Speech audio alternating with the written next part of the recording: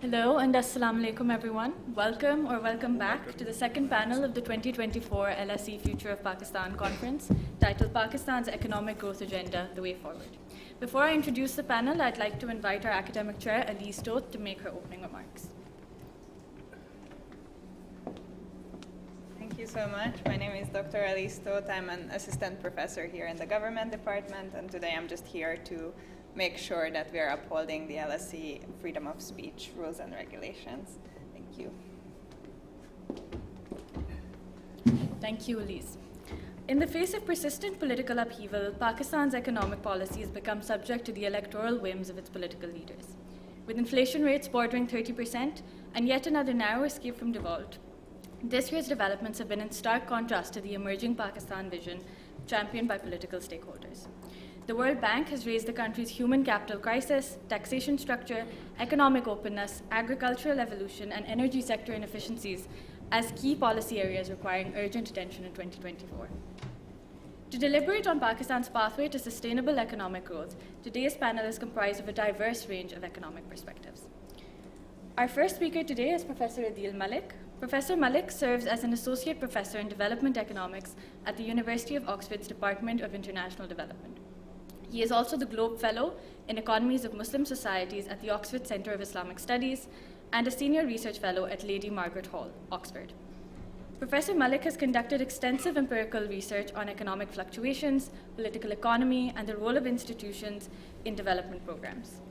Prior to joining Oxford, Professor Malik held several policy and research appointments at research institutes across the globe, including Harvard University and the World Bank. Professor Malik holds a DPhil in economics from Oxford University, where he studied as a Rhodes Scholar in 2004, and he also holds a graduate degree from the University of Oxford.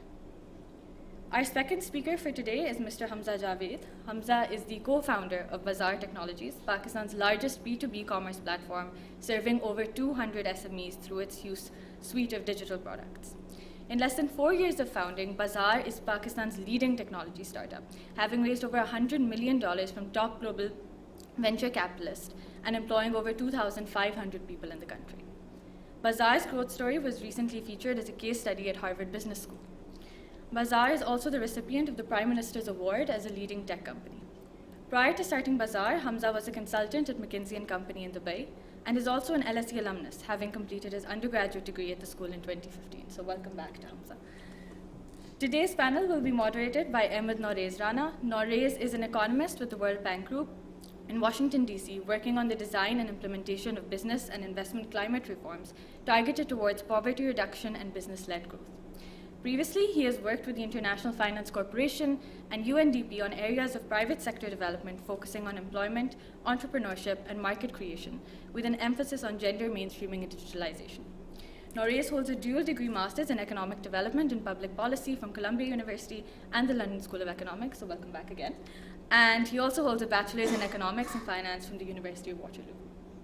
Thank you to all of our speakers, as well as Mr. Zubair Umar, who will be returning for this panel after joining us in the earlier panel this morning. Before we begin the session, I would like to take the opportunity to highlight specific rules and regulations which are in effect throughout the duration of the event. First and foremost, no sharp objects, nationalistic and political symbols, such as flags and banners, are allowed inside the venue. If these are found to be in your possession, they will be confiscated from you. Furthermore, no photography or audio-video recordings of any sort are allowed inside the venue.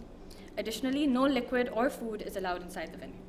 Lastly, we reserve the right to refuse entry to anyone that we may consider a security threat or may otherwise attempt to derail proceedings today. With that out of the way, let us begin today's session. Nauraiz, the stage is yours. Thank you. Thank you, Myra. So I'd like to welcome everyone to this session on Pakistan Economic Growth Agenda. We have a stellar list of panelists over here, and they represent a diverse group of representation ranging from the private sector to the academia, and then Mr. Zubair, who was the Minister of Privatization. So we also have representation from the government. And through that, we'll be able to cover a more holistic understanding of what the key issues are. And before we talk about what are the various avenues and channels to realizing success on the economic front, it's very important, I must say, to understand and be aware of what the key issues are, because you'll only be able to find the solution if you know what the true roots from where the problems erupt from. The last 2 years have been economically quite tumultuous for Pakistan. We experienced quite high rates of inflation going up as high as almost 39%, which according to certain estimates has been understated. So according to some experts, analysts and economists, Pakistan's actual rate of inflation may have even surpassed 50%. And in certain areas such as food, commodity prices, they were much larger. The country over the last course of year and a half or two suffered quite some challenges in unlocking finance, both internationally and domestically. We quite intimately flirted with the possibility of default. Exactly a year from today, in January 2023, our foreign reserves were dwindling at $3.1 billion. And that is glaringly low, given that it only provides an import cover for 2 weeks. The issues that led to us reaching that scenario is multitude. There has been a balance of payment crisis. There have been fiscal deficits. There have been trade deficits. And all of those have contributed to very high levels of unsustainable debt. Currently, our external debt is about $128 billion. 5 years ago, when the last time when the elections happened in 2018, our external debt was about $93 billion. And if you go 5 years even prior to that, in 2013, when the PMN government came to power, the external debt was $61 billion. So over the course of the last 10 years, our external debt has doubled, increased by over 100%. And if you throw internal debt into the mix, currently our total debt stands at $234 billion, and it's projected to go up to $409 by 2028. Now, I just want you all to kind of realize that and visualize how big that number is for a country who's been negotiating with the IMF for loans as little as $1 billion. Every now and then, there's a new tranche that's about to be released, $700 million, and we eagerly await that. So now coping up with something that is estimated to grow to $409 billion is a huge pressing concern. And it's not just about debt. When we are referring to debt, you have to, there are interest payments that you have to return, and that crowds out the space for actual development funds that can be allocated to things which are the drivers or engine of economic growth. Health, education, infrastructure, so many other things. But we are grappling with the levels of debt that are likely to exceed 100% of our GDP. Now, my very first question would be to the former Minister of Privatization, Mr. Zubair Umar. And I would like to ask him that debt, while is a problem, I view it as kind of a symptom. It's a symptomatic indication of various structural deficiencies that lay within the system and that have evolved over the years. Why and how did we get to where we are? Thank you very much for giving me the opportunity. I think it has been building up, and it was anyone back in 2010, for example, or even earlier, knew that the fundamentals are not correct. And what is the fundamental? First, the gap between our expenditure and the revenue growth. The revenue growth has been very limited compared to the expenditure. That has led to unsustainable fiscal deficit. And just to give numbers in terms of that, we have obviously continuously promised something like 4 or 5% as a percentage of GDP. But in absolute numbers, if I am not wrong, back in 2018, the fiscal deficit was had touched rupees 2 trillion, or just close to 2 trillion. Okay, this year it's going to be about 9 trillion. So you can see the magnitude, how fast, and the speed with which it is growing.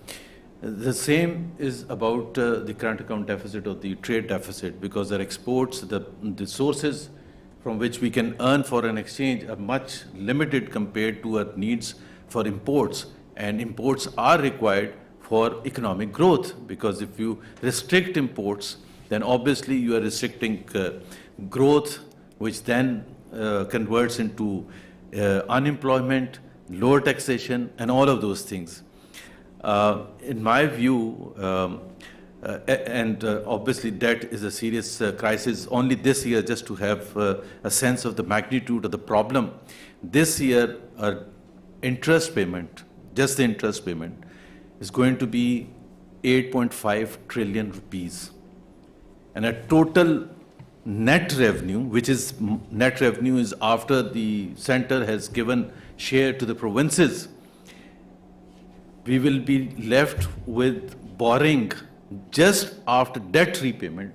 We will need to borrow more debt. And with the policy rate at 22%, you can see the impact of that, how fast it is going to grow. So, I mean, nothing in terms of the major system is there. Now, why is revenue growth so slow? We have been monitoring around 10% as tax as a percentage of GDP, which is obviously unsustainable, and which, when you compare with even a country like India, which is about 18%, so see the difference. I mean, at the same rate that India's tax to GDP is, if Pakistan has the same tax to GDP, then it will be double than what we are, almost double in terms of the absolute numbers and how much we can do and how much less fiscal deficit we will have and less need for borrowing and so on and so forth. The governments are mainly responsible, and each successive government is responsible, because the easy way out is, and it has multiple other problems, like for example today, 75% of the lending, 75% of the lending or 80% from the commercial banks is to the government because of its deficit situation, which crowds out the private sector actually. First, it can't sustain the high interest rates. 22% is the policy rate. The actual rate for the businesses to borrow would be around 24, 25, 26%. First, it is too high. Second, it just crowds out the private sector, even if they are able to sustain that high markup rates. So that's the other fundamental problem, and that obviously leads to less investment, and less investment leads to less employment opportunities and so on. On the external front, if I am not wrong, I think some of my colleagues here will confirm that since 1988, if I am not wrong, Pakistan has had 14 balance of payment serious crises. And that each balance of payment crisis means that you have to go to some institution, and now to IMF first, because IMF has become the benchmark for all other institutions, whether you're talking about global financial institutions or even the friendly countries, that they want to see whether IMF is on board with us. And because of the fact that we have had so many balance of payment crises, 23 IMF loans we have had since the early 60s or mid 50s maybe. And that's a world record. It means there is a problem. And as you would understand, IMF is supposed to be a one-time prescription, as India went to IMF in 1991, first time when it was opening up its economy and they wanted to do market reforms, and then Manmohan Singh, who was the finance minister, and this is interesting because he realized the gravity of the economic situation, so he walks up to Nareshma Rao, who was the Prime Minister then, and tells him that India is in big trouble. And unless we do something dramatically different from what we have been doing since 1947, India is not sustainable. And as the good Prime Minister, he says, what do we need to do? He said, we have to undertake serious market reforms. And he did let Manmohan Singh, the finance minister, to okay. And for the first and the last time, they went to IMF. And interestingly, as Manmohan Singh writes, that he turns back and goes back to the office of the Prime Minister, tells him that the Prime Minister, that the reforms that we will undertake will be so dramatic, so drastic, will be so painful for the people that we are almost going to lose the next elections, which they did lose the elections. But even today, even if you ask the other party, because this was Congress party, the BJP party credits India's phenomenal rise after that to those actions that the Congress party leadership had taken. So those are the kind of reforms that Pakistan needs to do. And for that, we need to have political stability. And political stability means that any political party which wins, it's a separate subject whether we are going to have credible elections. I think we discussed that in the first session, unless someone wants to discuss that. But it's a 5-year mandate. And a 5-year mandate means that if you are convinced, as the Prime Minister and as the Cabinet and members of the ruling party, if you are convinced that we will truly have 5 years with the decision making with us, so you understand the gaps that exist today, where we are today, how we have reached this situation, is unsustainable, that the process should continue. And one area that I think Pakistani policymakers and governments have consistently ignored and been indifferent is the reality that apart from the economic indicators, which is extremely important to address, the one area which is totally ignored are the social indicators or the human development indicators. If you don't fix that, you can't have sustainable economic growth. As you mentioned, UN has called for emergency as far as education and health areas are concerned. And why is it important? You need a healthy, educated people to contribute to the economic growth of the country. If you have, I'm not sure Pakistan has the largest or second largest, but even if it's the second largest out of school children in the world, kids below the age of 5, 40% are stunted. So you can imagine deformed people growing up. The kind of population growth that Pakistan has is 2.55% compared to 0.7 with India and 1% of Bangladesh. So it's unsustainable. Similarly, women empowerment, the fairness of the judicial system, minority rights, you fix those things on a permanent basis. Obviously you can't just produce educated people coming out of schools and colleges and universities immediately, but because it's a sustained thing. But the start has to be made and a recognition that these fundamentals have to be fixed for you to have permanent or sustainable economic growth. Thank you, Zubair Sahab. You highlighted some very key points. And it goes without saying that economy by itself is nothing. It is contingent upon political stability. You need to have firmness in your constitutional environment. The digital environment, such as the landscape, is more conducive for investment. And the political economy is a key factor, and we'll come to it. And Dr. Adeel Malik is an expert on political economy. But before we touch upon these things, there were other things that you mentioned in your address right now, where you mentioned that Pakistan tends to import a lot, Pakistan tends to import a lot, which has been the crux of our trade deficits and our balance of payment crisis. And it is rightly so that over the years, as the world opened up and people moved from closed economies to open economies, we went on to become a more import-oriented, consumption-driven economy. And largely it has got to do with the fact that internally we haven't really developed our productive capabilities, or we haven't made enhancements on that end. The government has, to some degree, I would say, failed to really prop up the private sector by providing them with the right set of de jure and de facto environment, creating that enabling environment which is more receptive to investment. There are various lackings that we tend to suffer with and we tend to incur. And on that note, I really want to bring Hamza in the discussion. He was able to raise quite an extensive amount to his Series A and Series B funding and set up an expansive operational enterprise in Pakistan by the name of Bazaar Technologies.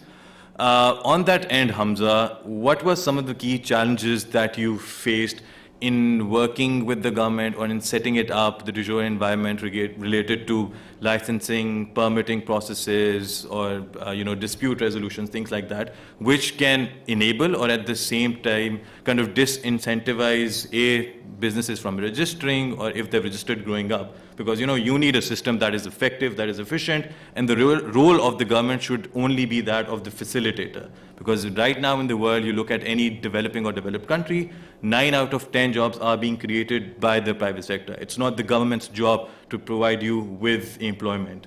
That's where the private sector comes in. So, here the floor is yours to, highlight again some of the challenges that you experienced. Thank you, Nauraiz. I think just for context, let me explain what our journey has been. So we founded the company in 2020, and that was an era of the tech investments globally, and tech investments in Pakistan naturally as well, really shot up. So we went from 2019 to 2020, 5 times in terms of VC investments in Pakistan, and most of the capital came from outside, mostly hedge funds, large venture capitalists who fund every country in the world, also started coming into Pakistan. 2021 was an even better year, and 2022 we started seeing some corrections. And 2023 was still better than 2019, but we took a nosedive both as a result of the political instability in Pakistan as well as the tech downturn that we saw globally as well. But before all of that, you talked about the challenges we faced when we started up the business. To be honest, I am a glass half full guy. Wherever there was government, there was a problem. But largely the government stays away. It's just the largesse of the government that starts to hamper the private sector. Whenever government comes in, whether it's a labor department or the tax department or any other department, there are about 34 departments that the company, our company deals with on a monthly basis in terms of licensing, fees, regulation, etc. And we're the most compliant company because we are funded by international investors. We just cannot cut any corners. And even then, wherever the government comes in, there is a problem. However, at the same time, over the past 3-4 years, there has been a significant improvement, and the conduciveness to technology sector in Pakistan is increasing rapidly.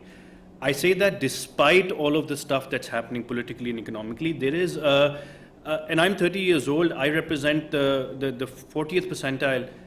60 median age of Pakistan is 23. So I represent more than 50% of the people that live in the country and do not take part in the political, economic, news debate. And they're very, very, they're on TikTok and YouTube, and they're not on Geo News, right? So you can see where the paradigm shift is happening. They prefer not to work at HPL or sell shampoos. They want to work at a technology company. They want to be a software engineer. And in that segment, there is a massive paradigm shift happening in Pakistan. Over just the last year, in 2023, the growth of the mobile money or the digital payment sector in Pakistan was 70% in terms of number of transactions. This is despite the politics, this is despite the economy. There's a rapid digitization that's happening in the country. We have more internet users in Pakistan than the entire population of UK. And so all what we need is the government to stay away and the government to just, puts its house in order. Just, there should not be any noise that affects the private sector. If you just let that happen, the businesses will be fine. There is immense opportunity. Just the fashion sector in Pakistan is about $36 billion. If you just put that in e-commerce terms, that's a huge market. Pakistani venture capital today is about $2 per capita, or $1.50 per capita, and the best year we had was 2021. India today, after all the tech downturn, is $19. So there's a huge potential in terms of bringing it into investment, and all what you need is a 25-year-old, a NUS graduate or a GIK graduate with a laptop, and he can generate between $30,000 to $40,000 of GDP per annum. They don't need gas, they don't need electricity, they don't need land, they don't need tax reform, they don't need subsidies, they don't need anything. They just need to learn how to write code and then sell software to a company in the US. And because of labor arbitrage, there's a huge potential. So all of that stuff is happening. Despite all of that, December 2023 was the best year Pakistan had in terms of IT services export. Why? Because the labor arbitrage after devaluation has increased so much that if you live in Karachi, you're the cheapest software engineer anybody can hire anywhere in the world. And those are the fundamentals of our country that I am super, super optimistic by. It was this country 3 years ago where my company, on just a PowerPoint deck, raised about $1.5 million. And over the past 4 years, we raised $100 million of outside capital, despite all of the stuff that we have in the country. So we suffer from, I think, just the cyclicality of politics and economics. Agar sirf 2-3 saal hame mil jaye, just stability, the market is extremely large, because when you look at all of these risky investment agents, the market in India, UK, US are starting to saturate when it comes to technology. But when you look at logistics, e-commerce, financial services, healthcare, education, Pakistan remains a completely untapped country, and there's a lot more to do. And my message would be to all of us here who always think about going back to Pakistan, I would say, is sabko bhool jaye jo kuch ho raha hai. Just come and start a company. And you will see the potential and opportunity there, and you will also get funding from outside. And Pakistan also suffers from a brand problem. I think चीज़ें हमें यहाँ बैठ के लगता है बहुत बुरी, इतनी बुरी नहीं जितनी यहाँ brand बना हुआ है. Because I'm there. I was the one who studied in this university, worked abroad for 5 years, and then moved back and started a company. And every single day of my company is as fulfilling as it could be in Pakistan versus anywhere outside. So I think there's a lot of doom and gloom, but I represent the optimism. And there is a lot of optimism also to be had. Rightly so. I think thank you for sharing that optimism, and I hope that it tends to permeate through various other sectors of the economy as well. But I feel that we all can agree that tech and the digital sector is somewhat of an outlier, because if we look at other traditional sectors that Pakistan has been associated with, there are a lot of market failures that tend to overpower the true market functionalities of how an economy should tend to function. And it's got to do a lot of the incentive mechanisms that have been laid out. There's a lot of incentive towards unproductive sectors such as the real estate, where if you want to invest, you barely have to pay 0 to 1% on taxation. Otherwise, if you're setting up a corporate entity, the taxes can go up as 29 to 30%. So that inherently tends to, disincentivize and demotivate, the youth who want to pursue entrepreneurial activities, in certain sectors. And speaking of incentive, it's very closely tied to the political economy. And here I would want to bring in Dr. Adeel Malik, because Pakistan is again going through a transformation. There's political instability. There's a lot of polarization, even among the people, not just among the political parties as well. And in such an environment, how do you spur not just the tech sector, but other traditional sectors? How do you make it more conducive for investment to come in? How do you kind of enforce that trust, with the people of the country? And on that note, sir, what are the political economy dynamics, and what does true economic reform really entail through that particular lens? Thank you very much for this kind invitation to participate. I would like to first respond or sort of connect with the two panelists. Mr. Zubair started with a set of problems that Pakistan has at the moment. And when I was studying as an undergraduate in Pakistan, exactly the same sort of issues were coming up, and now they've just intensified. And when we talk about the potential of the country, absolutely, this massive potential. And this is true globally. Like, as a development economist, I remember when I first traveled to Algeria, and when you land in Algiers, you realize it's kind of 1,500 kilometers of coastline right next to Europe. That the place could just be the manufacturing hub of the Mediterranean. Yet it's part of a system of authoritarian power structure that keeps the potential low. And for that, you have to go back to political economy. There's a great paper that Daron Acemoglu wrote, which is called Economic Backwardness in a Political Perspective. And it made the important argument that political elites know exactly where the growth potential lies, but they would obstruct growth in part because they don't want to disrupt the prevailing political order. In technology, obviously, the state realizes that you could create a lot of growth without disrupting the political status quo. And so that's good for IT in a way, and I hope that the IT sector becomes the sort of constituency that could push for more reforms.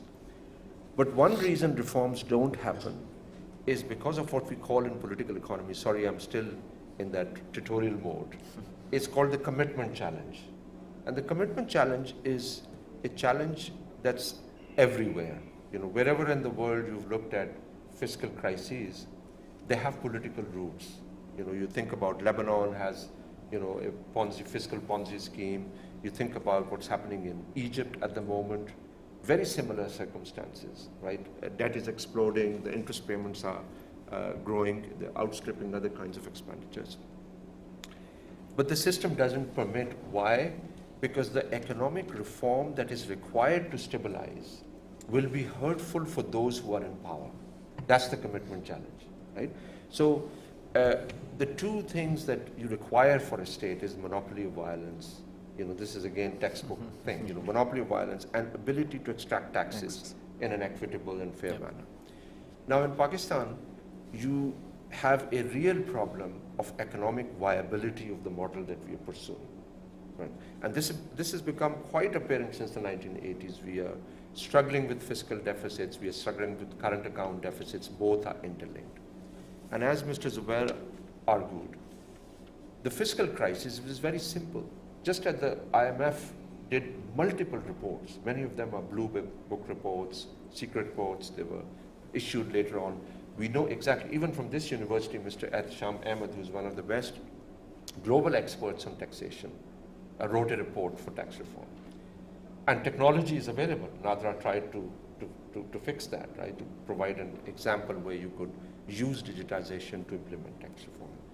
But again, there is commitment challenge, because if you are going to tax, have a tax reform, you have to tax the agricultural sector, and much of the landed aristocracy is in the parliament, they would oppose it. You will have to tax the real estate sector. the military is into the real estate sector, and many other big actors, they would resist that. If you want to tax traders, the politicians, Nawaz Sharif would not like to have taxation of the traders. And so you need to revise the social contract. You need to recognize that to pursue this model, you would need to do two things. One, you have to constantly pass on taxes to the poor and to the productive classes, those who are setting up businesses, or those who are so you're constantly passing on more taxes to them.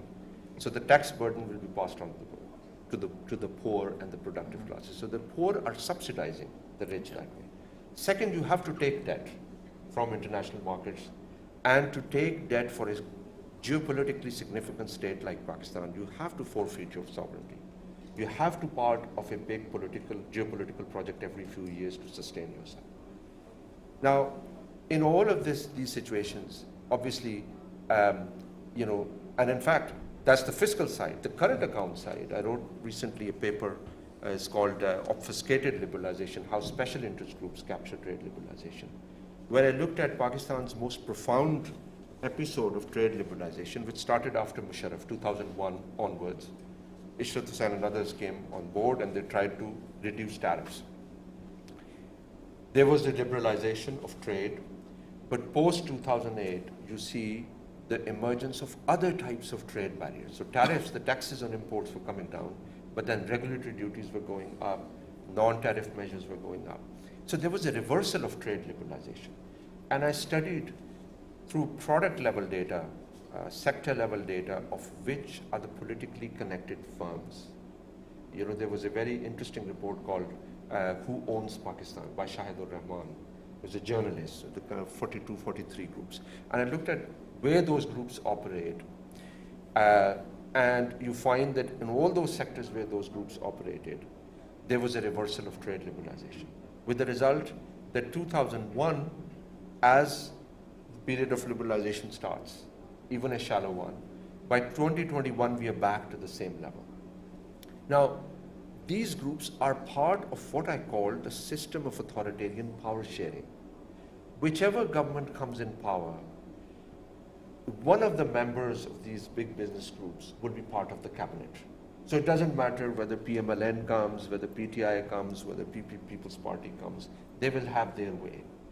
And the guys like our co-panelist here and his equivalents in the export sector, in the manufacturing sector, not in the service sector, but in the manufacturing sector, will not have a voice on the table. And so the entire equilibrium and trade policy is geared by those people. Doesn't matter which government comes on power. Now, what does this tell us? It tells us that we need to think beyond the civil-military divide. There is no civil-military divide in Pakistan when it comes to crucial economic questions. On sugar, they are all the same. On keeping development spending, they're all the same, whichever government comes to power. On keeping the tax system inefficient, they're all the same, right? Now, what we have instead is a system of authoritarian power sharing, where you have a few authoritarian principles behind the scenes. They have different partners who come in governments, and they have other types of partners in society, big businesses. That's why you see the army chief going to meet different business groups, because they're part of, it's part of the coalition. You have intellectuals like myself who are part of it, journalists who are part of it. And in that system of authoritarian power sharing, reform will only happen if those who have coercive power in society really they realize, they recognize that it's time to change, right? Which in a sense on the IT sector, you could see that those who have coercive power are now realizing, well, maybe IT sector could be our savior. But there is another problem when it comes to those who hold coercive power. Those who hold coercive power have extremely short horizons. Think if you are the army chief, you have 3 years in front of you, and with the possibility of another 3 years. You know exactly what the tax problem is. You know exactly what needs to be fixed, at least your institution knows, where reform could come about, but you have very limited incentives to pursue it, because for the next 3 years you will get some IMF program. you do consider yourself too big to fail, there would be some Gulf power that will come and save you, rescue you. You can use your links with Pentagon to get an IMF deal, and you will survive for the next 3 or 6 years. So what we are at the moment, we are passing through a stage where those who have real power to make decisions have extremely narrow horizons, 3 years. So think of it as a system of kingship, where the king is only for 3 years. That's the worst type of kingship, because you could be Mohammed bin Salman, you could be another king, you could be the king of Morocco, you may not be democratic, but you realize you're going to be here for 20, 30 years, and it's in your interest. It's in the interest of your own institution, the monarchy, to implement reform. So I think we will be beating about the bush unless we talk about the real issues that this country faces, which is that with this system of authoritarian power sharing, unless there is a genuine pressure from outside powers to say, no, you've got to do the tax reform. Yes, the IMF chief says, Pakistan needs to implement taxes, but why don't they use their leverage? Because they are not using the true economic leverage, they're using the geopolitical leverage. That's why, whether it's Imran Khan or whether it's Shehbaz Sharif, they always say, well, it's the army chief that negotiated the IMF program. They facilitated the IMF program. How would an army chief facilitate an IMF program? He would obviously have to give some geopolitical concession. So this is a system of moral hazard, right? This whole idea of too big to fail. And to understand it, you have to look at countries like Egypt, right? When Sisi came in, in 2014, Egypt was indebted, $46 billion external debt. Today, Egypt's external debt is $146 billion. Just do the maths. $100 billion is the cost of sustaining authoritarian regime in Sisi. He has very limited incentive to reform, unless the outside powers say, no, you've got to fix it, this system is not running, you've got to improve the tax system. They tie the hands of the rulers and do the commitment challenge. The problem in the context of Pakistan is that we are now passing through a very difficult geopolitical phase. There's a China-US competition. Global powers probably want to keep Pakistan in a stalemate, in a kind of stagnated equilibrium, where you have enough to survive, but you don't have enough money to use your strategic options. And that is a challenge, I think, that we need to broach. And ultimately, the question should be, how do we broach reform within those political economy constraints? Otherwise, 10 years later, we'll be talking about this issue as well. Sorry, I took far too long. No, thank you. I think it was very wonderfully put, and you basically stole the words out of my mouth, because this is the very next thing that I was going to come at. And initially I started this conversation highlighting that we've intimately, very, very intimately, we flirted with the possibility of default. And I say that because in terms of economic fundamentals, there's no reason as to why we could have evaded it. And a lot of, on the other side of aisle, people who tend to argue, and maybe rightly so, that we would never reach that scenario is because of the fact that there are international political economy and geopolitical factors that tend to help Pakistan circumvent that very bleak scenario of defaulting on sovereign debt. And then you also highlighted miscued incentives, and it is without a doubt Pakistan is in the grip of elite capture. The status quo is so deeply embedded, to which the government, whichever the government is, tends to be party of. On that note, it's a good segue into the next question that I have for Mr. Zubair Umar, is the privatization agenda. According to the World Bank, the state-owned enterprises in Pakistan have been rated the worst in South Asia and one of the worst in the world. I have some numbers in front of me that highlight that Pakistani SOEs have cost the taxpayers over rupees 458 billion just to stay afloat. So rather than contributing to the economy, they've been draining the economy, they've been bleeding the resources out of the economy, and the brunt is being faced by the common man, the taxpayers. It's very evident. Institutions like the PIA, the Pakistan Steel Mills, the DISCOs, our energy distributors, they've all been operating in huge losses that have been subsidized by the government, which is already operating below par, is operating year on year on fiscal deficit. So despite being so obvious that the need is there, we don't see any tangible or effective movement towards privatization. You've been at the forefront. Why do you feel that is, and how can it be realized? What are the ingredients that will actually help that happen? Because I've literally, since I've been growing up, I've been hearing that PIA needs to be privatized, steel mill needs to be privatized, and I think now I'm growing old and it's still the same discussions that are happening. So why is that? Okay, just a comment, I think, to reinforce the comment about elite capture and why we don't go for the reforms, the kind of reforms that everyone should understand or realize that it is fundamental to Pakistan's future. And it's about the masses and so on. My take, based on my insight, knowledge of the political system over the last 10, 11 years, is slightly different. We don't undertake, there is a lead capture, but I think 95% of the political class across all political parties actually do not understand the depth of the problem. This is also a reality, because we all sit and meet those people and dine out in places where everything is fine.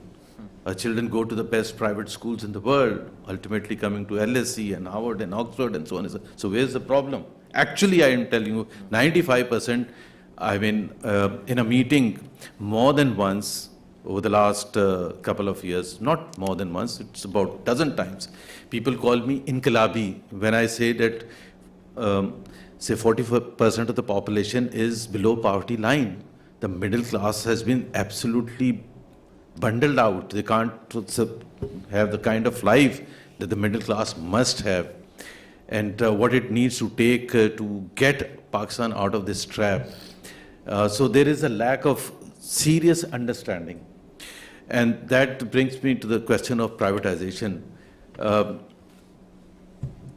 state institutions are in bad state. So there's no question about it. Back in 2013, when I was given this opportunity to head the privatization ministry, the problem was slightly less in terms of the losses and the liabilities that have mounted since then. But the problem was there. Back in 1990, first time Pakistan started its privatization program when Mia Nawaz Sharif became the Prime Minister for the first time, and set up the Privatization Commission. There was no such thing before that. And there was a realization that the state institutions, and as I came to know later on that the objective was to privatize, including PIA, within the 6 months in 1990. So here we are, 34 years on, we are still debating how to go about privatizing PIA. One reason that has been a limitation to the privatization process in Pakistan is the political will to implement that. Because selling anything is not a problem. I mean, you might not get a good price. The most important aspect surrounding privatization, not just in Pakistan, anywhere in the world, has been what to do with the labor, what to do with the employees of that institution. Because when you privatize, and I've seen it firsthand, the first requirement of any potential investor is, I'm not going to take those 20,000 or 15,000 PIA employees. And it's not just about the quantity of the employees, because most often we tend to ignore the fact that they are not talking about whether PIA should have, if it is understood that PIA has, for example, a need for 10,000 employees, and we say we have 15,000, so we try to bring down to 10,000. The potential investors say, no, this is not the 10,000 that I want. I want quality 10,000. So it's not just the quantity of the employees, it's also the quality of the employees. So literally you have to do away with the entire lot, virtually. That has been the case. And that is the biggest political challenge, how to deal with the employees, how to manage the employees when you go about privatization. And that is why some of the political parties, and it's not a consensus shared by all political parties. The three main political parties, Pakistan Muslim League, Pakistan People's Party, and Tehreek-e-Insaf. Only on paper, Pakistan Muslim League is the one which advocates for privatization. Pakistan Tehreek-e-Insaf had a completely different point of view, and which was part of their manifesto. They said they will set up what was supposed to be called Sarmaya Pakistan, which was on lines of Malaysian and Singapore model, where you take out all the state institutions out of the control of the ministry, put them under this new organization, Sarmaya Pakistan, restructure them, and they will start running. That was the idea. And they were anti-privatization. Pakistan People's Party has been anti-privatization all along, except for a brief period when Benazir Shahid came into power second time in 1993, because the privatization program was already undergoing a major focus, and she thought, although her father had nationalized, and here she was required to now denationalize or privatize. And as a great leader, she did say that it was good then, the nationalization, but now I think the world has moved out of that nationalization concept. The biggest is the political will. And this is what happened, if you allow me, that after a week when I was interested in this position, Mr. Nawaz Sharif did ask me whether I'll be able to undertake this task. There were about 60 or 70 institutions that we were to privatize during the 5 years that the mandate allowed us to. And we thought there is sufficient time. So I replied to the Prime Minister, there are two major elements to privatization. One is the professional nature of the process. It's highly professional. If someone is going from the private sector to government, and if there is one ministry that provides the highest level of professionalism, that is privatization, because you're dealing with IMF, World Bank, the global financial institutions as your financial advisors, the chartered accountancy firms, the law firms, the top leadership of the public sector enterprises. So you are, obviously you have to have chartered accountants and MBAs and all of those stuff. You then deal with all the exchanges like London Stock Exchange, New York Stock Exchange, Singapore, and so on and so forth. This is a highly professional work. And I told the Prime Minister, that task I will complete. You just allow me to hire some resources, and I will deliver you on that. The other thing, I will do a part of it politically, but when the moment of truth will come, then it will be your decision and not my decision. And he said, what will be that moment of truth? And I said, that moment of truth will be, we will be at the last stage, having completed the professional work, which is about 2 years or 2.5 years, where the global financial institutions like the top investment banks are working as financial advisors, doing due diligence of those entities like PIA and Steel Mill and the distribution companies and others. They are all involved because they know exactly what they have done in Argentina or Switzerland or wherever they have had this experience. So the last stage is basically when the moment of truth, I told the Prime Minister, will be, for example, in case of PIA, when they will go on strike. And they will go on strike, realizing that now the moment of truth has come. If we don't protest now, this will be privatized and we will no longer be the employees, or at least most of us will not be retained. And some of the planes will be stranded in New York, or some in Athens or London and so on and so forth, or the employees will have a pen-down strike. And he said, okay. So I said, if you are ready to give me the commitment, then we start the process. Exactly that thing happened, that we came finally to that process, and this is October 2015, which is 2.5 years or so after we had come into power. And according to our plan, my plan was to push the three major, as we call the elephants, Pakistan Steel Mill, PIA, and FASCO, which was the best of the distribution companies, to privatize. And we came to the last stage. And PIA did go on strike, FASCO employees did go on strike, and the work was paralyzed, and so on and so forth. And I have to bring some politics into it, as you say, political economy. And Mr. Imran Khan has been a major player in Pakistani politics, and he has more often, not his fault, but his opponents see him as someone who's disrupting the process. So he goes to PIA and he calls the employees that we will not let this happen. He goes to Steel Mill, and actually there are videos which are available, and threatening that if this thing is done, so we'll go. The task which I always knew, the task of the government is to ensure that that thing is resolved. The political leadership is taken into confidence, and obviously, as much as possible, you take on board and tell them what is the other option. We have come at this last stage. Let PIA go. We have potential investors, Gulf Airline, Emirates, Qatar, Etihad, a Chinese airline, Qantas, and similarly we had bids for Fasco and steel mill we had, and at that point in time, unfortunately, the government of the day decided to pull back. Due to political. And if those 3 entities obviously would not go, why would the other 8 distribution companies go? Yeah. So the challenge is even more serious today than it was, because the losses have mounted. Yeah. It is far more difficult to sell that balance sheet of PIA today, or of Pakistan Steel, or of Fasco, or of any bank for that matter. But for me, and I think there is a general sense, and I am happy to say that I have been talking to the other party, which is very relevant today, Pakistan People's Party.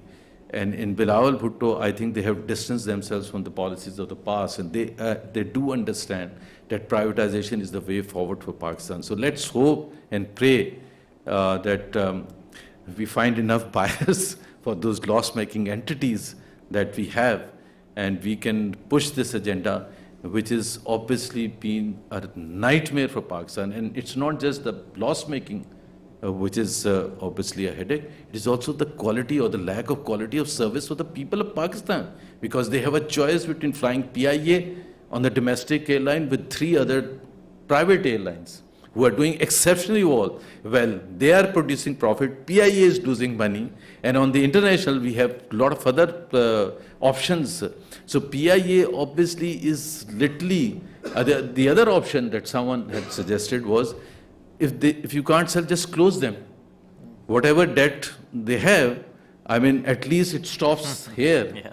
And then you can do whatever with it. So for me, it is the way forward. The most important thing is the political will. And hopefully we have a political environment where everyone at least understands that this is the way forward, and there is no way that we can escape this and delay this process. No, thank you. It's a very key point that you bring to the forefront, that it's not, I mean, it is political will from the government, but it's also about disruptive politics and divisive rhetoric, the populist notion that is often hijacked from the party that is sitting in the opposition. And it's not just one particular party, whosoever is in the opposition tends to hijack that narrative in order to build its populist base with the masses. And it's kind of unfortunate for Pakistan because it is contrary to the economic needs of the country at that time. So we've spoken about the weaknesses and challenges that the government tends to ensue quite deeply. But I would also like to shift the onus a bit on our social degeneration and, talking about social development, because this divisiveness is not just witnessed across political party lines, it's also been increasingly seen in the masses. There's polarization, the liberals against the conservatives, people from various parties, not parties, even if they align with the ideologies of a certain party, do not engage in meaningful discourse with the other, on various other measures of social development and degeneration that I would like to call it. We look at gender inequality, which is one of the worst in the world. Accessing, justice, again, one of the indicators point that it's one of the worst in the world. There's bonded labor, exploitative labor practices. So all in all, these are very key drivers. Like human capital is a key driver of economic growth. And Dr. Adeel Malik, you've published a lot. You've studied these in quite detail, the social dynamics and how they hamper the economy. So looking at Pakistan now, not just from a political point of view, but from the social aspect and how the people are navigating through the society these days, do you find it disheartening? Are you worried how the society is shaping? Okay, great. Well, thank you very much. Let me connect with the question here as well. Zubair Saab was absolutely right that when you're thinking about any type of economic reform, if you haven't done a political economy homework, that means you're not serious. Because, I'm talking about the governments in general. Because reform is not a part-time process. I'll give you 2 very quick examples. In Turkey, Turgut Özal, when he implemented that massive reform program, their auto sector was extremely protective, and they resisted. He had to go, just count the number of meetings he had with the auto sector, with their employees, gave them 6 years, that this would be a sunset clause. After 6 years, things will change, created a transition plan, created a buyout with different actors. In our country, leaders are just pursuing this on a part-time basis. Iran is another example. It is so hard, more than privatization, the reform of the subsidy system. If you're an oil-rich country and your populations are hooked on, cheap gas and fuel, it's very, very hard. It's politically more emotive than privatization. Now, what he did was to announce that we are going to implement cash transfer program because these subsidies are benefiting the rich people more than the poor, and we'll have these direct cash transfers given to them. Now, they made sure that an account was open for every individual in Iran, and when the parliament broaches that question of reform and passes the legislation, on the same day in the morning, everybody has received the first cash transfer. Right? So they kind of solved that commitment challenge. And in all the MENA countries, Middle East, North African countries, Iran's reform on subsidy reform was truly dramatic. So I think you need to think about political economy questions. Otherwise, reform is very hard. Now, the question about social degeneration and other problems, there are lots and lots of problems at the moment in Pakistan, right? And there, of course, we are talking about a country that has one of the largest populations of out-of-school children in the world. There is growing polarization. There's a shrinking resource pie, right? There's much less money to go to satisfy different elites. So you have to use more and more repression. In years to come, unless we solve our economic problems, we have to use more repression to keep the same status quo. Now, in that context, I think the fundamental challenge that we are facing today is the breakdown of institutions of conflict management. As a social scientist, I find it extremely problematic that much of the media discourse over the last, 4 or 5 months has been dominated by just 9 May, thinking of it just in sort of media terms. As a social scientist, I can tell you, you look at civil insurgencies in Africa, in Latin America, other places, there is one simple lesson, which is that sovereignty contesting forms of violence, where you rise against the state, sovereignty contesting forms of violence always arises when there is a breakdown in the institutions of conflict management, when you are unable to channelize grievances. Now, if you control the media, if you control the judiciary, if you control all avenues through which you could channelize these grievances, you could create those institutions of conflict management, you are actually inviting sovereignty contesting forms of violence. And this is true today. This morning when I was looking at Twitter, all these attacks you had in Balochistan. There are people who are BLA fighters who are being buried with flowers, and people are, raising freedom slogans. And the central state is what it is doing, it's debating iddat and nikah. It's shameful, absolutely shameful. So I think the whole idea, the two submissions that I would like to make, the whole point about civil-military divide is gone. There is no civil-military divide. This is a system of authoritarian power sharing where people like myself, the intellectuals, the media, the judiciary, the big business, they are part of that system of authoritarian power sharing. And it's the insight that comes also from people like Bruno de Mesquita, who talked about the dictator's handbook. He said, dictator is never solo rule. It's always joint rule. So I think we've come to a stage in life where we have to recognize who is an ally of the system, silently or in the front. That's one. The second submission I want to make is that we are, we used to talk in the 80s and 90s when I was growing up, all intellectuals, liberals, they used to talk about civil-military divide, civil-military relations are very problematic, I think we've now come to a stage where we should talk about state-society relationship. The citizens' trust in main state institutions is going. Right? Now, when we talk about terrorists use coercion without any legitimacy. What is the police doing? What is the election commission doing at the moment? What is the state doing? It is acting like a terrorist. So we are passing through a very difficult situation where we should be worried about state-society relationship, because We've come to a point where citizens' trust in the state has really declined, and there's only two ways out. Either we go more towards civil war, if these institutions of conflict management completely crumble down, or there has to be some reform, some way where we can constrain, we can shackle the Leviathan. How can we shackle the Leviathan should be the real question. Oh, absolutely. Thank you for really pointing that out. And Hamza, like after this discussion, would you want to revise your outlook that you initially shared? No, I think I would double down on it because I have to compensate for all the negativity. And look, I think all of that is valid. Everything that we're talking about is extremely valid. Till we don't address the issues, we won't be able to solve the issues. But at the same time, I would again urge the fact that despite all of this, India exports more IT services than Saudi exports oil. More than $100 billion worth of IT export in India. We are right now at $3 billion in Pakistan. And we produce about 20,000 computer graduates every single year.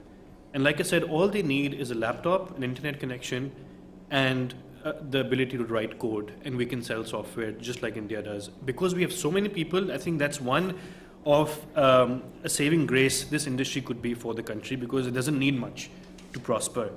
But at the same time, I would tell you, to echo some of the stuff that's been said, over the past 4 years, I have about 30 foreign investors in Bazaar who've put millions of dollars in the company. At no point are they ever bothered by anything that goes on in the country, whether it's assassinations, whether it's bomb blasts, whether it's protests. The only point where I get concerning messages whenever a Wall Street Journal headline goes that Pakistan internet was shut down for 2 days, because my entire business is dependent on that. And then they say, okay, how can a Cisco or a Google or a Microsoft or any tech company within Pakistan prosper if the state shuts down the internet?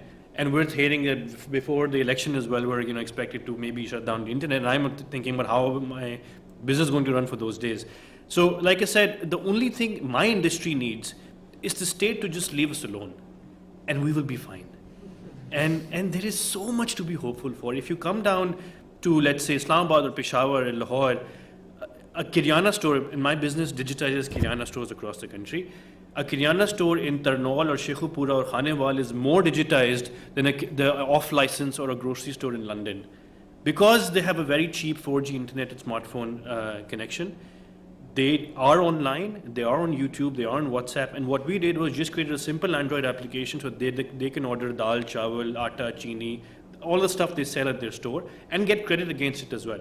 And they've jumped onto the platform. It's just taken us 4 years, but most retailers in Pakistan are on the Bazaar application buying stuff. So there is still a lot to do despite all of this. And my submission again would be, after all of the stuff that's talked about, that it is still an extremely large market. It might be growing at 2%, but it's still a $350 billion GDP economy, formal and informal. I think it's probably 2x that. It remains to be digitized. We have the talent available. There is no competition. India, for example, suffers from a lot of competition. Even if a tech company comes into India, there's 5 others who are funded even better. In Pakistan, if you're one company, if you can get the talent and the capital, you can really do extremely well. So whether it's financial services, education, healthcare, logistics, it is a very, very large economy. If, like I said, there are 2-3 years of stability, I'm extremely hopeful that this industry at least can do well despite all that goes on. Please. So I would just like to add to this and say that whatever I said in a way is very bleak, but it's also very optimistic, because whenever you have moments of crisis, there are moments of opportunity, right? It's a stage where institutions are in the works, right? In this country, without the glorious revolution, there was no rule of law, right? And a lot of other Middle Eastern countries that I studied, Tunisia, Egypt, Algeria, I'm more optimistic about Pakistan than Egypt, right? In part because there is real fire under the feet of the ruler, right? There is more contestation of power. And of course, it could go into many different directions, but there's more contestation, and there's a youth bulge. It's the writing is on the wall. People are not buying the narrative of the state. They want change. They don't have the idea for what change would look like, but they're really fed up with the old order. So that's all very positive, because it's kind of, even in economics, we talk about creative destruction, Some of this destruction that we're seeing would be very creative. No, I would definitely second. The reason why I think, because I feel I have no choice. We are born Pakistani, whether we get a British passport or an American passport, or we in the UAE or the Saudi. We cannot, even if we want to escape our identity, we will always be a British Pakistani, an American Pakistani, or a Middle Eastern resident. So this identity we take with us everywhere. And I think over the past 2 months or 3 months, all of the Palestine crisis that we saw, we see a lot of bias that the world will not let you forget who you are. You are from a country, you are brown-skinned, and you will always disagree with the policies of the governments in the countries that we reside in, which are not Pakistan. And so, despite everything, we need the stories. We need our own stories. We need to develop our own economy. We need to come back, and we will always be at conflict, whether we get a finance job in London or any other public sector job in the Middle East. We will always dispute the policies in those countries, and we'll always be at this contradiction on a daily basis. And so I think after taking all of the experience in life insurance that we did after the degrees and jobs that we do, I think we have the responsibility to go back and start our own stories in our own country.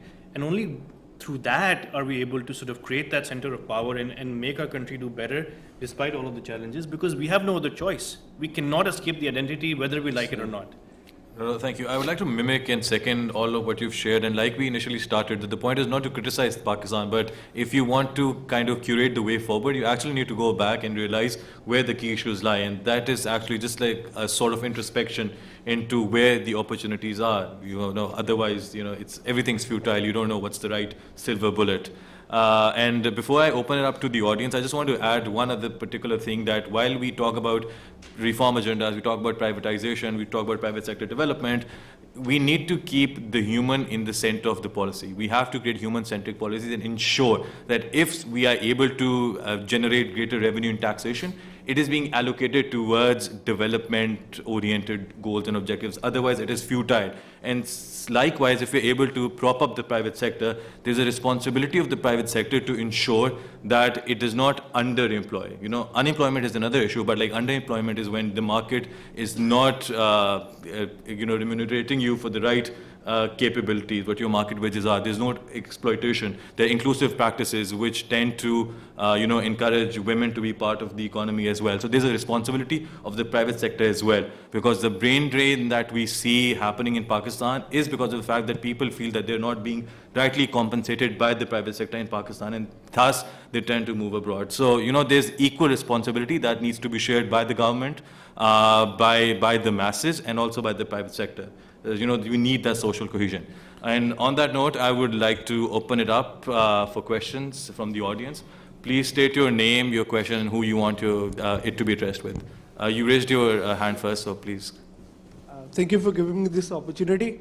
I'm Ibrahim Altaf. I've come from Pakistan, so I've this question to these prestigious economists. Am I audible? Yes. Okay. It'll be easier if you can specify who the question is for. You're an economist, and Dr. Akil, you're an economist. So my question is preferable to you guys.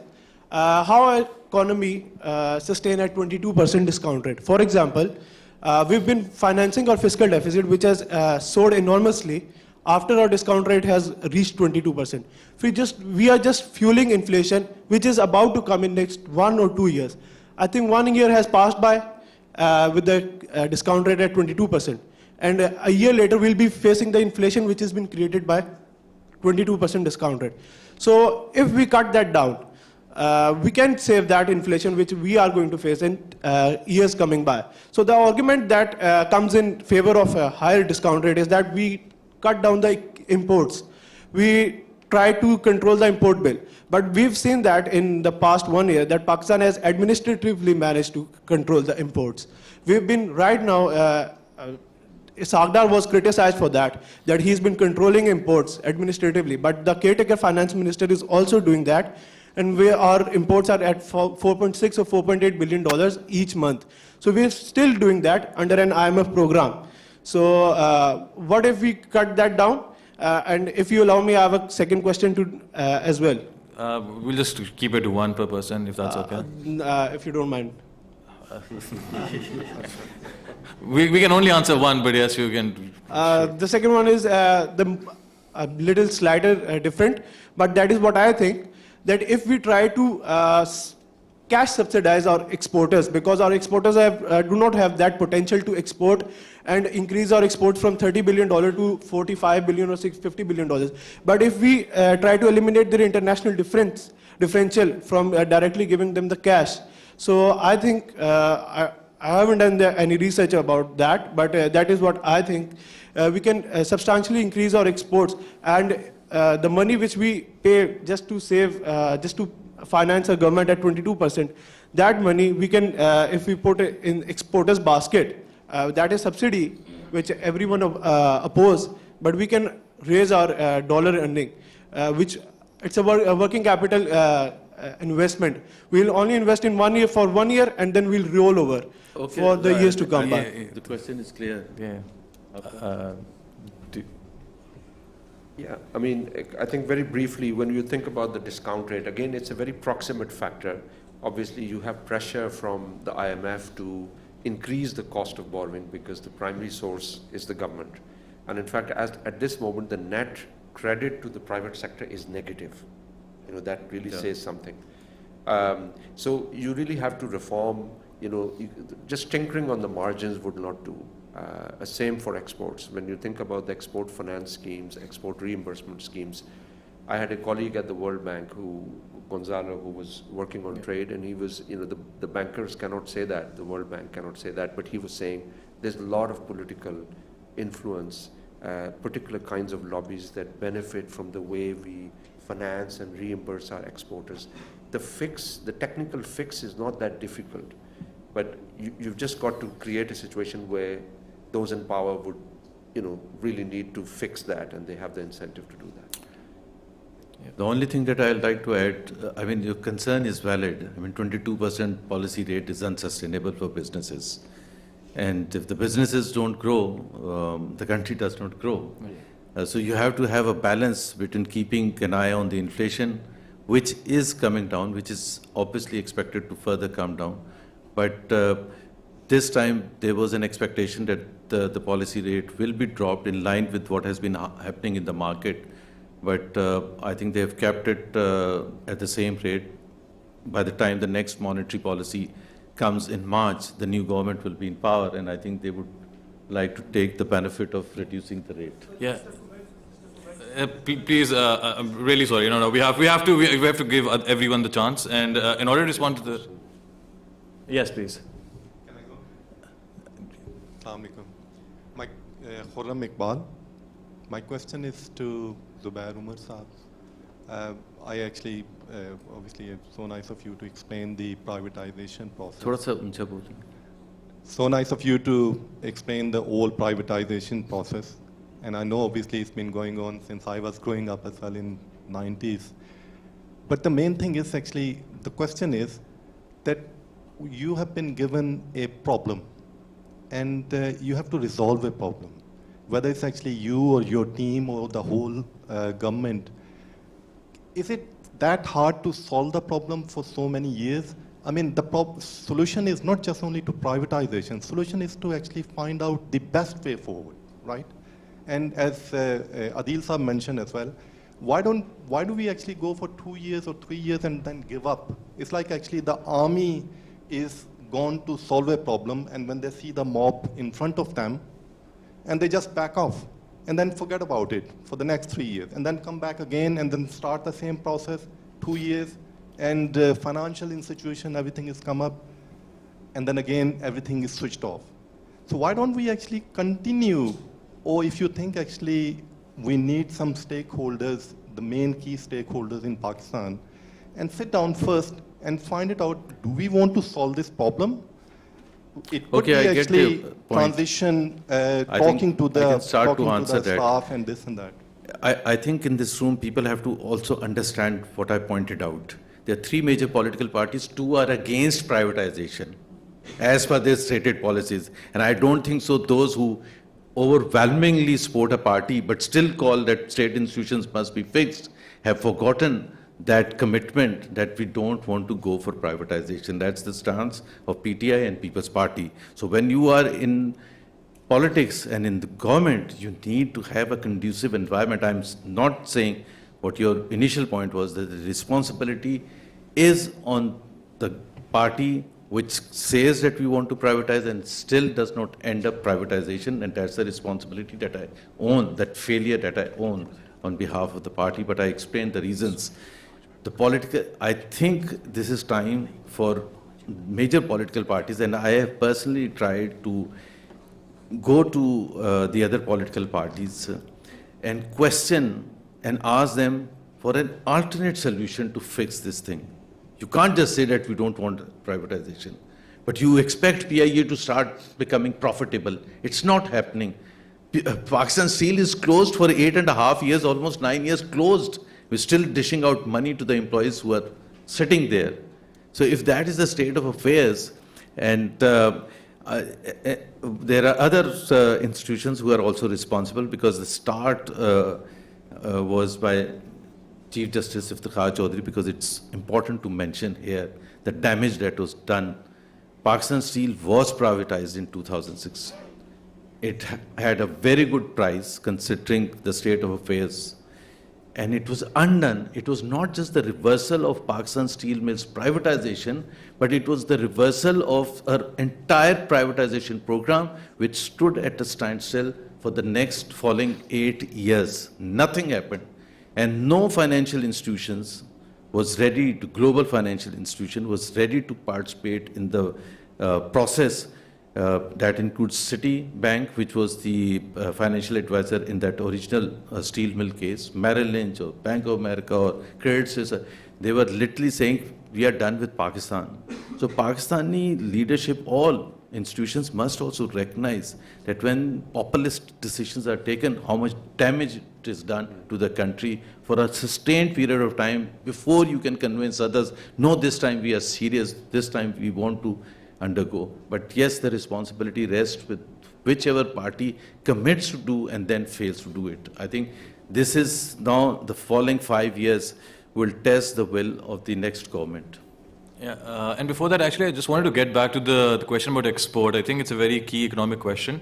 My personal take is that I'm not a big fan of subsidies, and I say that because in doing so, the government is always either picking winners or losers. You know, the government deciding which particular sector to spur up. But if it's only get rid of the regulation and let the market play out, you know, that's where the competitive advantage thing comes in, kicks in. You know, and if you're trying to handhold a particular sector, that means it's not really competitively, it's not that profound. So, and the other thing about, you know, rather than paying 22%, why are they not like giving that money towards subsidizing?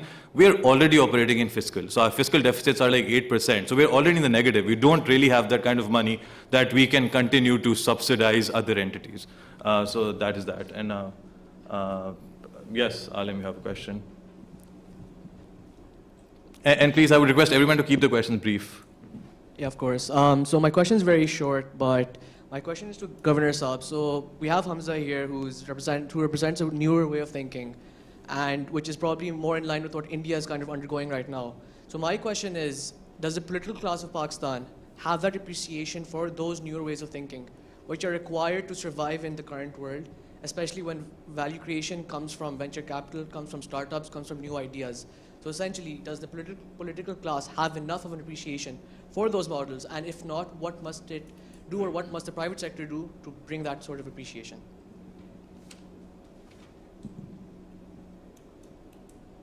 Political class. The question is for me?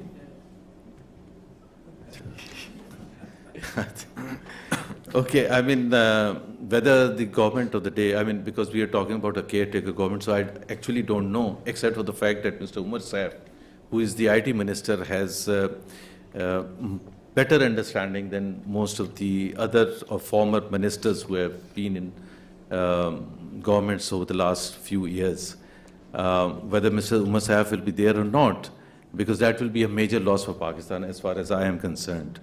There is not much appreciation, I can tell you. And that also reinforces my statement that whether the political class across all political parties does it have the serious understanding of the depth of the problem? I mean, encouraging entities, the startups and so on and so forth, the kind of support that they need. I don't think so they have had that support. And the success that they have enjoyed despite bad economic conditions, bad political conditions, and the emphasis that he has made repeatedly that there is such a potential for going up. And I think I will take this message, by the way, and pass it on to those who hopefully who come into power post February 8th, that this is an area that we need to encourage. Thank you. Yes, please. Hi, Sorry, he's going to get your mic. hello, hi. My name is Dr. Yasmin Hasnain. I'm an emergency medicine consultant in the NHS for 33 years. And I have been working with emergency medical systems in Bannu, KPK, since 2015. So I do have, a bit of an eye of what's, the differences between in here and there. One thing I want to say to all these young people is, you've heard a lot of capitalistic talk here. The question you need to ask is, why is the NHS not privatized? Why does this country, every person in this country, fight for the NHS to survive? Because when you privatize something which is a state institution, which might be doing a lot of good, if you privatize it, the inequality of care, inequality of access to that system comes into play. Okay, so just remember that. When these guys are talking about privatization, just remember they're going to be shareholders, they're going to be people making a lot of money, and a lot of people not getting the service that they deserve. My question is, and it's to Hamza, telehealthcare in Pakistan, it's a huge opportunity. The growth rate is predicted to be 8% in the next 5 years. At an 8% growth, I think they're saying it's worth about $500 million at the moment. And it has huge opportunities for Pakistan. It will be able to get healthcare to remote areas in Pakistan. It will be able to bring international healthcare workers to give health advice to people in Pakistan, and it will be able to actually make creative solutions. So, the whole PPG technology that we're using in health, like, with the sensors, you can do blood pressure, you can do sugar, you can do so many assessments, right? That can be done in a much more creative, much more efficient manner than what the NHS or what the American health system delivers. So what's your view on that? Thank you.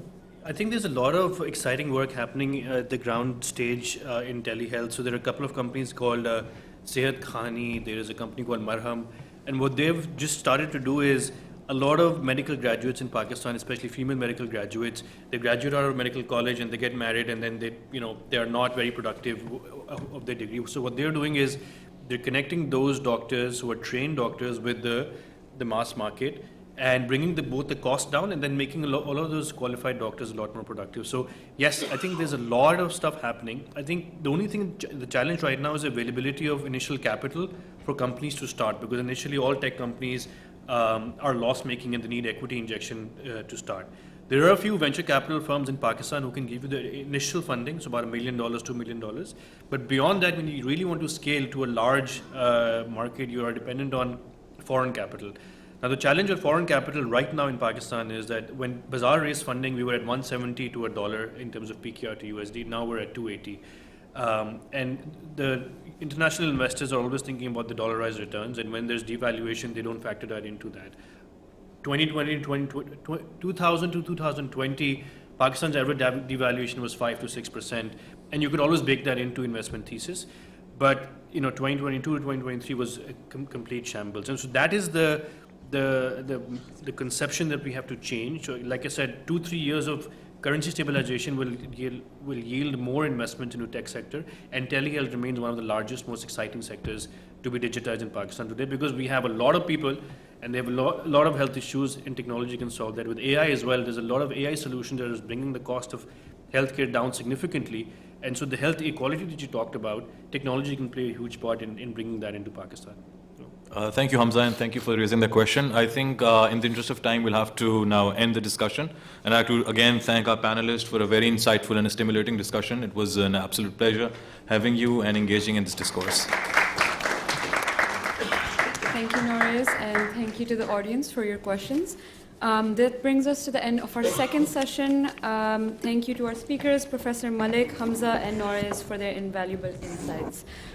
Today's discussion highlighted the shortcomings of Pakistan's past economic policies, as well as outlining a vision for a future of economic security and progress. It was particularly enlightening to have an industry perspective to join the discussion this year as well. We will now break for a brief intermission before introducing our final session. To those returning for our next session, please make sure that you have the appropriate wristbands and try to exit from the left. Thank you so much.